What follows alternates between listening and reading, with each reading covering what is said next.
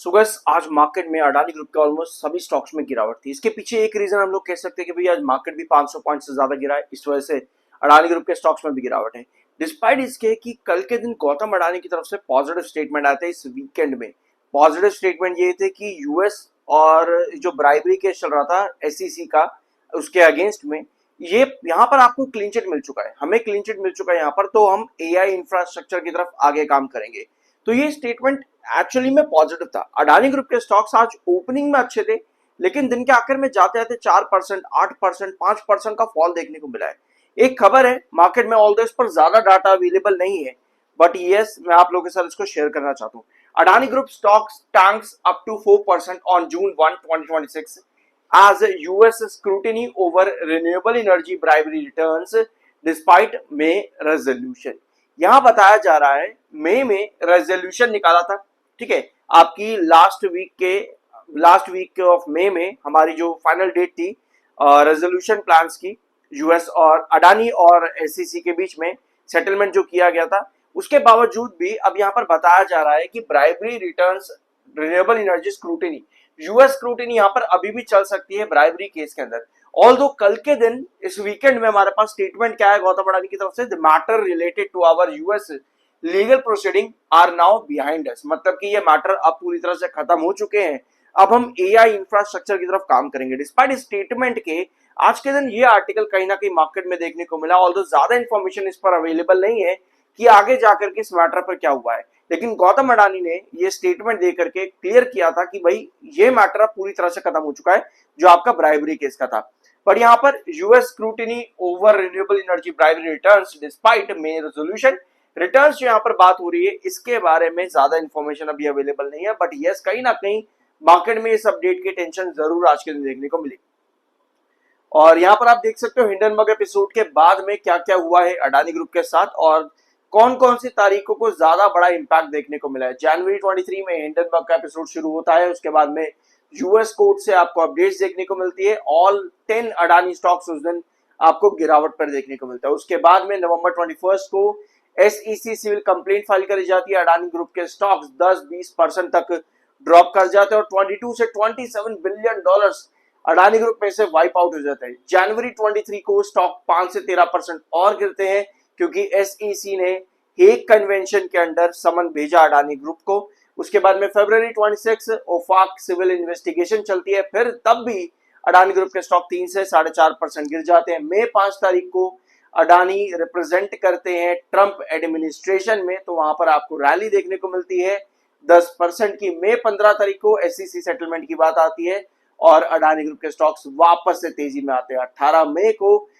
आपको कोर्ट की तरफ से क्रिमिनल चार्जेस गिरा दिए जाते हैं, हटा दिए जाते हैं, फिर से आपको स्टॉक्स पर रैली देखने को मिलती है।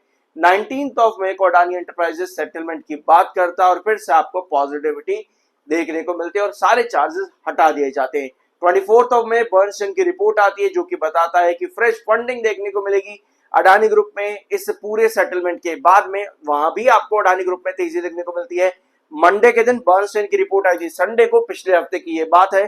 फिर आते हैं 31 मई को Gautam Adani shareholder letter US issues behind us. ये अपडेट 31 मई को आती है वीकेंड में, कल के दिन, जो कि पॉजिटिव नैरेटिव को सेट करता है यहाँ पे। लेकिन जून 1 तारीख को अपडेट आती है fresh US scrutiny over renewable energy bribery. तो भैया ये आखिर यहाँ पर क्या हुआ है आज के दिन में जिसकी वजह से अडानी ग्रुप में आपको गिरावट देखने को मिल रही है, ये अपडेट आज के दिन के आते हैं। तो इतना कुछ यहाँ पर एक सीरीज ऑफ अपडेट्स के अंदर हुआ है अडानी ग्रुप में अभी तक। आज मार्केट में आपको ओपनिंग देखने को मिलती है 75,203, मतलब ओपनिंग के बाद में मार्केट एक अच्छा खासा, मतलब इतने खराब सिचुएशन के अंदर भी मार्केट एक रिकवरी करता है। उसके बाद में लो लगता है 74,203 पॉइंट्स का। ऑल्दो हम लोगों ने डिस्कस भी किया था इस चीज को कि अपडेट्स आपकी और उसके साथ में सेंसेक्स पर क्या पोजीशन रहेगी, कुछ इस तरीके से। US bombs Iranian military sites Kuwait hit by drone missile fire, 16 minute पहले ये अपडेट आती है आज सुबह ही। 74,750 पर सेंसेक्स का इंपॉर्टेंट बेस यहां से ब्रेक करता तो आपका फर्स्ट टारगेट 74,580। उसके बाद मार्केट और भी ज्यादा गिरा, तो पहला टारगेट अचीव हुआ, उसके बाद मार्केट में और भी गिरावट देखने को मिली आज के सेशन में। और कुछ इस तरह से ड्रॉप पर मार्केट क्लोज हो गया। यानी हमारे पास दो रीजन आते हैं आज के दिन में। पहला रीजन आता है कि भैया आज के दिन क्या हो गया अचानक से इस ब्राइबरी केस के अंदर। ऑल दो गौतम अडानी ने कल के दिन स्टेटमेंट दे दिया था कि भैया यूएस एसईसी मैटर अब ये खत्म हो चुका है यहाँ पर, बट आज कुछ ना कुछ हुआ है, इस पर एक क्वेश्चन मार्क है।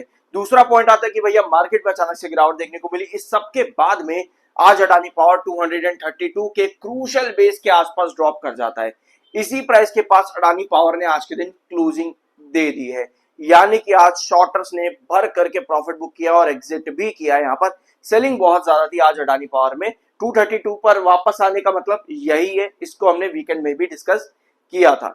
70.1 पर आपका आरसीक्यू थोड़ा सा बियरिश है, 53.7 पर आपका एमएफआई है। अब आता है अडानी पावर के चार्ट पर, और अगर आप चैनल पर पहली बार आए हो सब्सक्राइब जरूर करना। I am NISM 7 certified. Alright, ये अडानी पावर का 1 डे डेली टाइम फ्रेम का चार्ट है और ये है 1 आवर टाइम फ्रेम का चार्ट।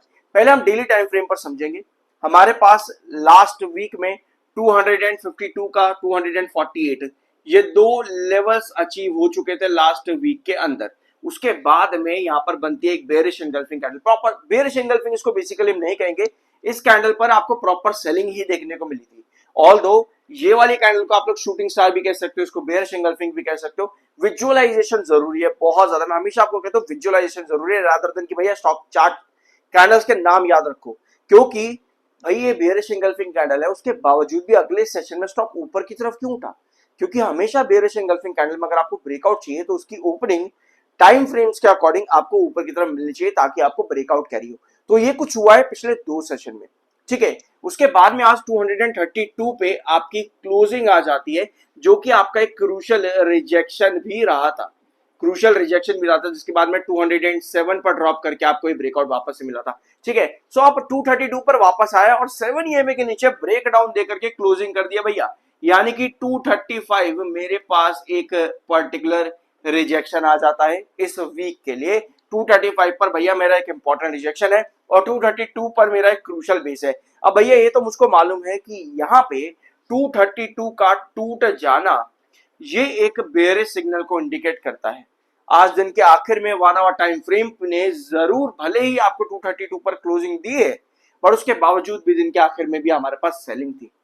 235 हमारा एक रिजेक्शन बन जाता है इस वीक के लिए, इसको क्रॉस नहीं कर पाता। 232 पर हमारी स्टेबिलिटी बनना जरूरी है, सिचुएशन रिजॉल्व नहीं होती तो ऐसी कंडीशन में 232 के नीचे आपको गिरावट देखने को मिलेगी। यानी कि जो शॉर्टर्स 207 पर यहां पर एंट्री करके बैठे हैं वो भी आपको एग्जिट करते देखने को मिलेंगे। वेयर आज के दिन जिन्होंने सेलिंग करी है वो 232 वाले बाहर थे, जिन्होंने यहाँ पर आज के दिन एग्जिट किया है। यहां से 232 के नीचे और भी गिरावट आती है तो 207 पर हमारा एक नेक्स्ट क्रूशियल बेसलाइन क्रिएट होती है अडानी पावर में। यानी कि 232 पर आपकी स्टेबिलिटी बननी जरूरत है। अब ये सब हो क्यों रहा है अडानी पावर में, पहली बात तो ये है समझनी जरूरी। यहाँ पे खबरें जिस तरह से आती है उस तरह से आपको चीजें देखने को मिलती है। दूसरा, चार्ट्स के ऊपर 248 252 आपके पास बेरिश एंगल्फिंग कैंडल्स बनती है, प्रॉपर सेलिंग आती है।